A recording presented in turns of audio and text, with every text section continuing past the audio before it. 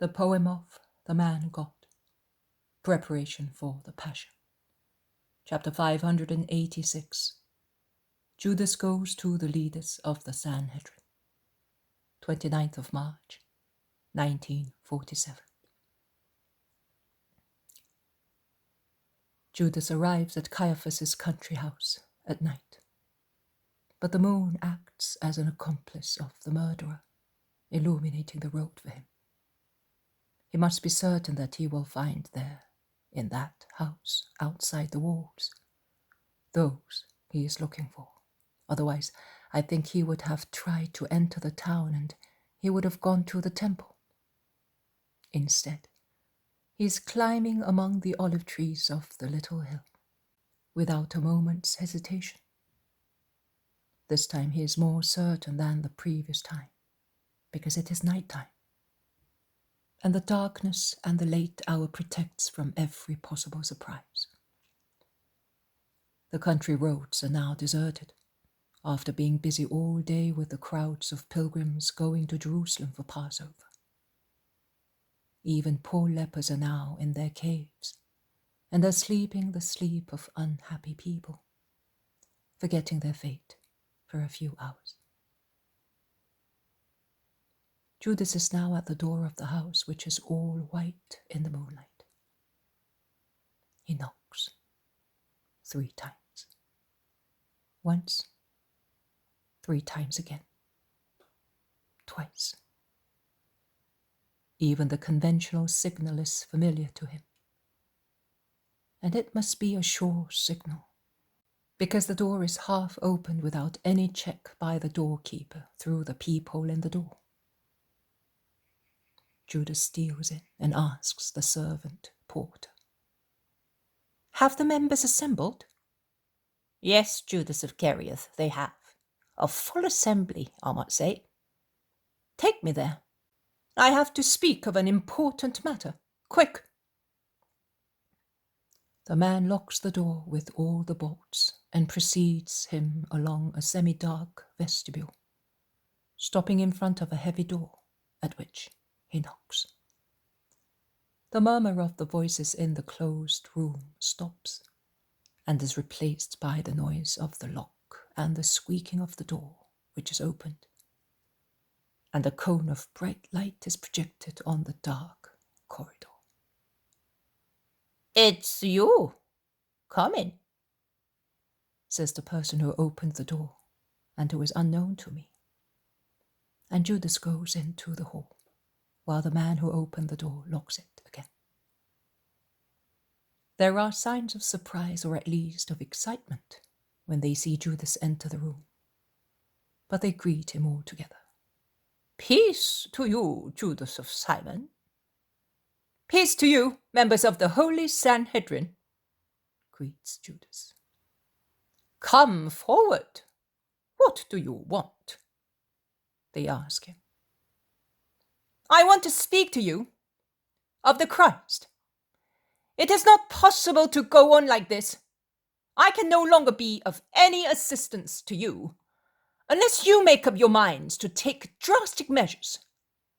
The man is suspicious by now." "Have you given yourself away, you fool?" they exclaim, interrupting him. "No, but you are the fools, as you have made the wrong move by hurrying things in a stupid way. You knew very well that I would serve you, but you did not trust me." "You have a weak memory, Judas of Simon. Don't you remember how you parted from us the last time? Who could think that you were loyal to us when you proclaimed in that way that you could not betray him?" says Helkai ironically, and it sounds more venomous than ever. "And do you think that it is easy to get to deceive a friend? The only one who really loves me? The innocent? Do you think it is easy to go so far as to commit a crime?" Judas is excited. They try to calm him down. They coax him, and they allure him, or at least They try to do so, pointing out that he will not commit a crime, but a holy deed for his fatherland, whom he will spare reprisals from the rulers, who are already giving signs of intolerance because of the continual public commotions and divisions of parties and crowds in a Roman province. And for mankind, if he is really convinced of the divine nature of the Messiah and of his spiritual mission. Another says, If what he says is true, far be it from us to believe it. Are you not the collaborator of redemption? Your name will be associated to his forever, and your fatherland will number you with her valiant men, and will honor you with the highest dignities. A seat among us is ready for you. You will rise, Judas. You will lay down laws for Israel. Oh, we shall not forget what you have done for the welfare of the holy temple, of the holy priesthood, for the protection of the most holy law, and for the welfare of the whole nation. All you have to do is help us. Then we swear to you, I swear to you in the name of my powerful father and of Caiaphas, who is now wearing the ephod, you will be the greatest man in Israel. Greater than the tetrarchs, greater than my father, now a high priest put out of office. Like a king, like a prophet, you will be served and listened to.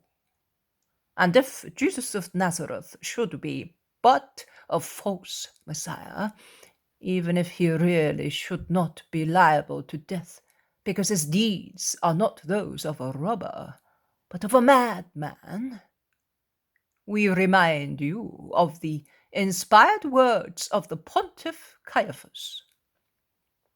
You know that he wears the ephod, and the rational speaks through divine suggestion, and prophesies what is good and what is to be done. Caiaphas, do you remember? Caiaphas said, it is better for one man to die for the people than for the whole nation to be destroyed. It was a prophetic word. It really was a prophecy. The Most High spoke through the lips of the high priest. Let him be obeyed. Say all together, those dirty puppets, the members of the great council of the Sanhedrin, who already sound theatrical and look like automata who are to make certain gestures. Judas is influenced, and the Lord. But there is still a little common sense, if not goodness, in him, and this restrains him from uttering the fatal words. Surrounding him with respect and feigned affection, they urge him, saying, Don't you believe us? Look, we are the heads of the 24 priestly families, the elders of the people, the scribes, the greatest Pharisees in Israel, the wise rabbis, the magistrates of the temple. The cream of Israel is here, around you, ready to acclaim you. And by one consent, we say to you, do it, because it is a holy deed. Judas replies, And where is Gamaliel and Joseph and Nicodemus? Where are they? And where is Eleazar, Joseph's friend? And where is John of Gash? I don't see them. Gamaliel has secluded himself to do severe penance. John is with his pregnant wife, who is poorly this evening. Eleazar We do not know why he has not come, but anybody can be seized by a sudden illness, don't you think? With regard to Joseph and Nicodemus, we have not informed them of this secret meeting for your sake and for the sake of your honor, so that if our plan should unluckily fail, your name would not be reported to the master. We are protecting your name. We love you, Judas, the new Maccabee, savior of our fatherland. The Maccabee fought a good battle. I am betraying, says Judas. Do not consider the details of the action, but the justice of the purpose. Will you please speak, Zadok, the golden scribe? Precious words flow from your lips. If Gamaliel is learned, you are wise, because the wisdom of God is on your lips. Speak to this man who still hesitates. That crook Zadok comes forward, followed by a decrepit Hananiah, an emaciated dying fox, beside a shrewd, strong, cruel jackal. Listen, O man of God, begins Zadok pompously, assuming an inspired oratorial attitude, his right arm stretched forward in Ciceronian style, his left one engaged in holding up the heap of folds forming his scribe garment. He then raises also his left arm, allowing his monumental garment to spread out untidily, and thus, with his face and arms raised towards the ceiling of the room, he says in a thundering voice, I say unto you, in the most high presence of God, Maranatha! They all exclaim, stooping, as if a supreme inspiration bent them, then rising with their arms crossed on their chests. I say unto you, it is written in the pages of our history and of our fate. It is written in the signs and figures left by ages. It is written in the rite celebrated uninterruptedly since the night fatal to the Egyptians. It is written in the figure of Isaac. It is written in the figure of Abel. And let what is written come true. Maranatha, say the others, in a low, mournful, striking chorus, repeating the previous gestures, their faces oddly illuminated by the light of two chandeliers of pale violet mica, shedding a phantasmagoric light at the ends of the hall.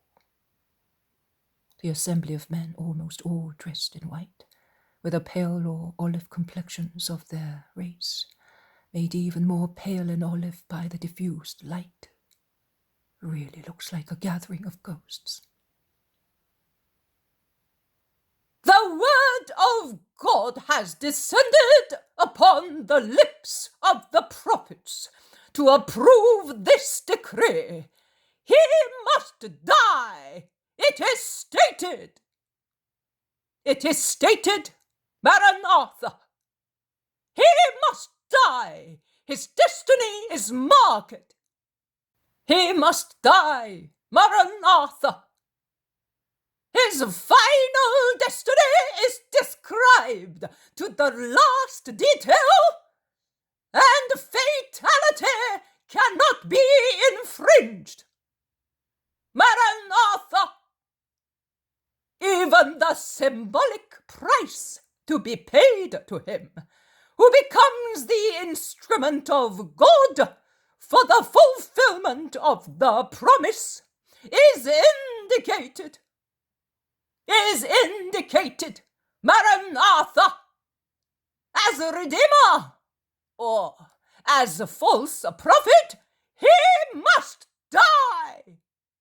He must die. Maranatha. The hour has come. Jehovah wants it. I can hear his voice. It is shouting, "Let it be accomplished." The Most High has spoken.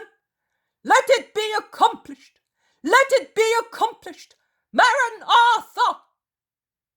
Let heaven fortify you, as it fortified Jael and Judith, who were women and behaved like heroes, as it fortified Jephthah, who, a father, sacrificed his daughter to his fatherland, as it fortified David against Goliath, and do the deed that will make peoples remember Israel forever.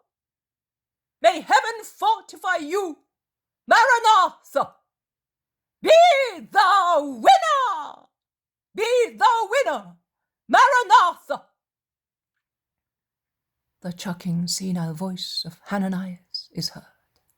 He who hesitates over a sacred order is condemned to dishonor and death. Is condemned, Maranatha. If you do not listen to the voice of the Lord your God, and you do not carry out his order, and what he orders you through our words, may all maledictions fall upon you. All the maledictions, Maranatha. May the Lord strike you with all the Mosaic curses, and may he scatter you among the nations. May he strike and scatter you, Maranatha. Dead silence follows this impressive scene. Everything becomes motionless in frightening stillness.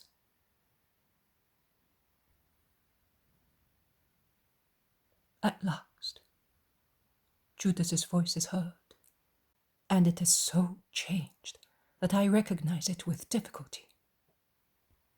Yes, I will do it. I must do it, and I will do it. The last part of the Mosaic curses is already my share, and I must get rid of it, because I have already delayed too long. I am becoming mad, because I have no peace or respect. My heart is frightened.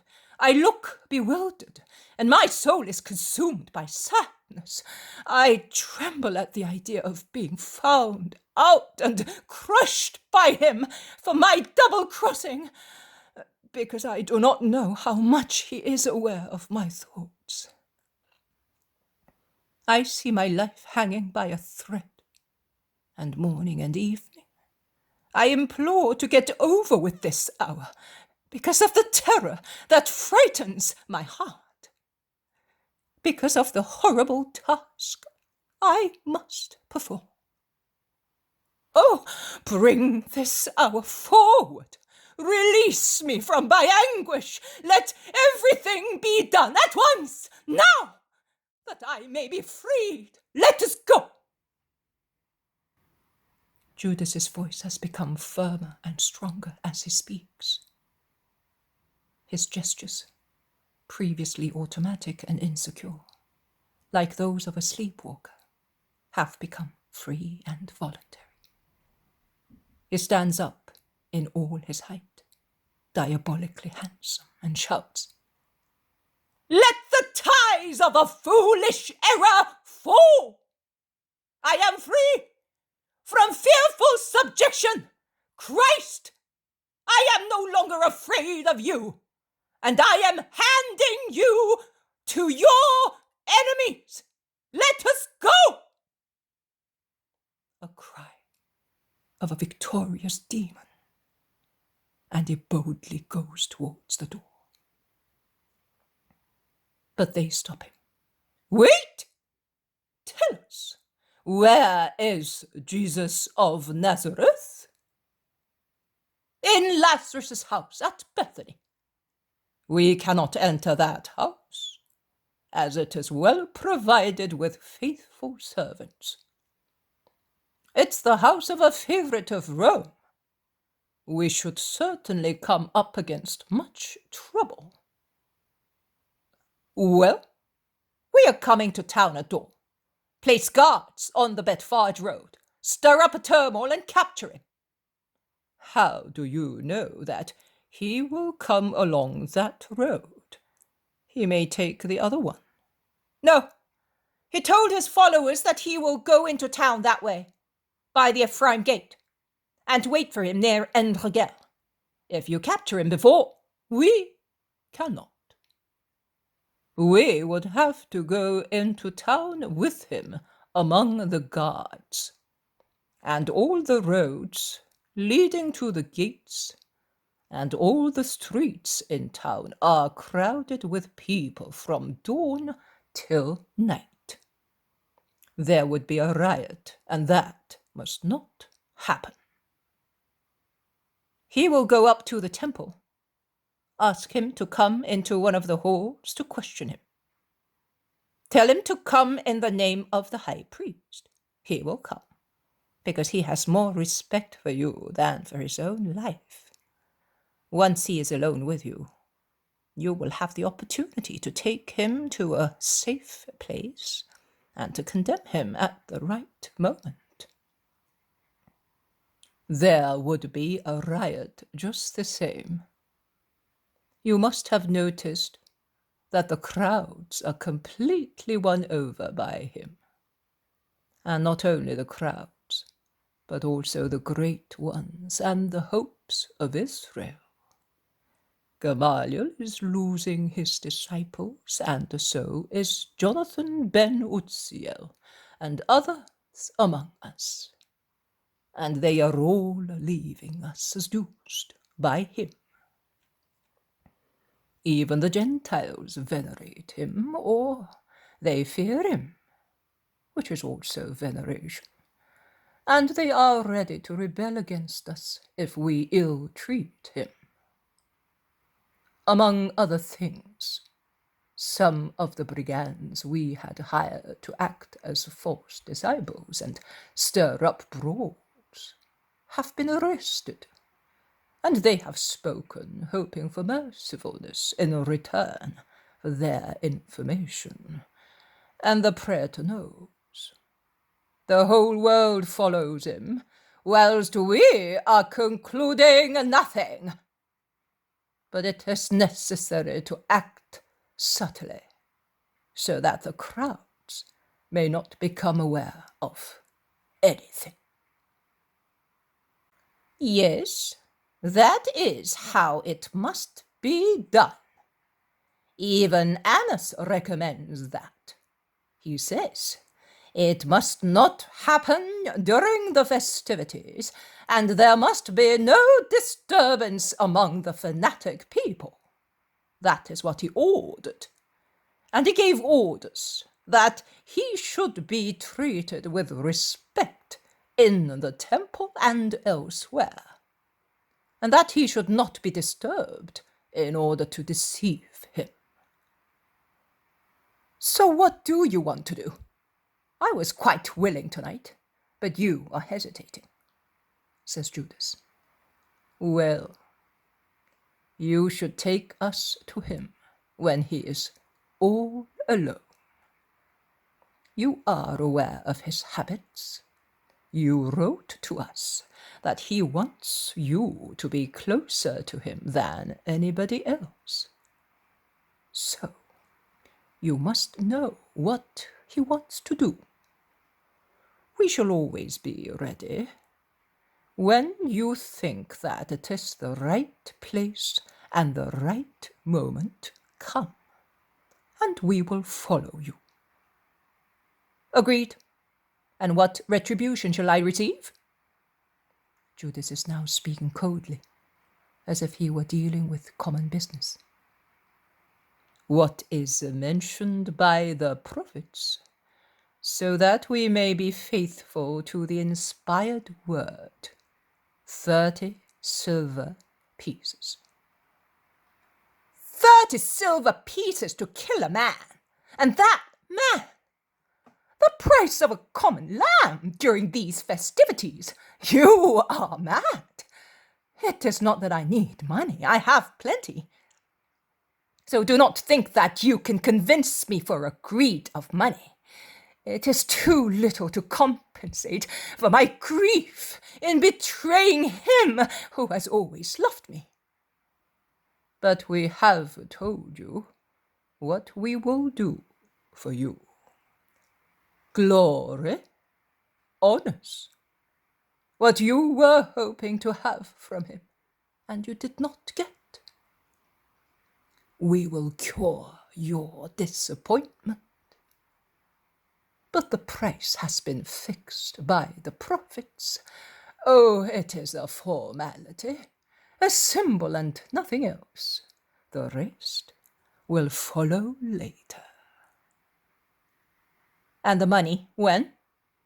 The moment you say to us, come, not before. No one pays before taking possession of the goods. Don't you think that is fair? It is fair, but at least treble the amount. No, that is what the prophets said, and that is what has to be done. Oh, we will obey the prophets. We will not omit an iota of what they wrote of him. We are loyal to the inspired word. Laughs the revolting skeleton of Hananiah, and many join him with mournful, vulgar, false laughter, a true cachinnation of demons who can but sneer. Because laughter is typical of serene, loving spirits, and sneer is peculiar to upset hearts sated with wrath. Everything has been said. You may go. We will await dawn to go back to town by different roads. Goodbye. Peace be with you, lost sheep, who are returning to Abraham's flock. Peace to you, peace to you, and the gratitude of the whole of Israel. Rely on us. A desire of yours is a law to us. May God be with you, as he was with all his more faithful servants. All the blessings on you. They take him to the door with embraces and protestations of love. They watch him go away along the half-dark corridor. They listen to the noise of the locks of the door that is opened and closed. They go back to the hall, exulting. Only 2 or 3 voices can be heard, those of the less demoniac ones. And now, how shall we behave with Judas of Simon? We know very well that we cannot give him what we promised, except those miserable 30 silver pieces. What will he say when he realizes that he has been betrayed by us? Shall we not have caused greater damage? Will he not go around, tell the people what we have done? We know that he is a man who changes his mind. You are quite simply foolish, having such thoughts and worrying thus. It has already been decided what we will do to Judas. It was decided the last time, don't you remember? And we will not change our minds. After everything is finished with the Christ, Judas shall die. That is settled. But if he should speak before, to whom? To the disciples and to the people? To be stoned? He will not speak. The horror of his deed will gag him. But he may repent in future. He may feel remorse. He may even become mad. Because his remorse, if it should awaken, could only drive him mad. He will have no time. We will see to that before. Everything at the right moment. The Nazarene first, then the man who betrayed him, says Helkai slowly, in a dreadful tone. Yes, and mind, not a word to those who were absent. They already know too much of our thoughts. I don't trust Joseph and Nicodemus, and I don't rely much on the others. Do you doubt Gamaliel? He has stood aloof from us for many months. He will not take part in our meetings without a personal order from the pontiff. He says that he is writing his work with the assistance of his son, but I am speaking of Eleazar and John. Oh, they have never contradicted us, says at once a member of the Sanhedrin, whom I have seen sometimes with Joseph of Arimathea, but whose name I do not remember. Nay, they have not contradicted us enough. And we shall have to watch them. Many snakes have built their nests in the Sanhedrin, I think. But they will be dislodged, says Hananiah, as he goes, shaking and trembling, leaning on his stick, looking for a comfortable place on one of the low, wide seats covered with thick carpets, placed against the walls of the hall. And he lies down happily, and soon falls asleep, with his mouth open, looking ugly in his wicked old age. They watch him, and Doris, the son of Doris, says, "He has the satisfaction of seeing this day. My father dreamt of it, but did not have it. I will carry his spirit in my heart, so that he may be present on the day of the revenge upon the Nazarene, and he may rejoice.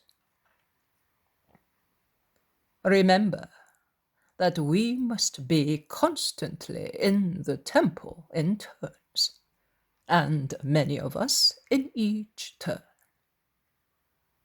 We will do that. We will have to give instructions to take Judas of Simon to the high priest at any time. We will arrange that. And now, let us prepare our hearts for the final task. They are already prepared. They are ready. Cunningly, cunningly, subtly, subtly, to avoid all suspicion, to allure every heart. Whatever he may do or say, we shall not react. We will revenge ourselves for everything at one go. We will do that, and it will be cruel vengeance. A thorough one, and dreadful. and they sit down, trying to rest while waiting for dawn.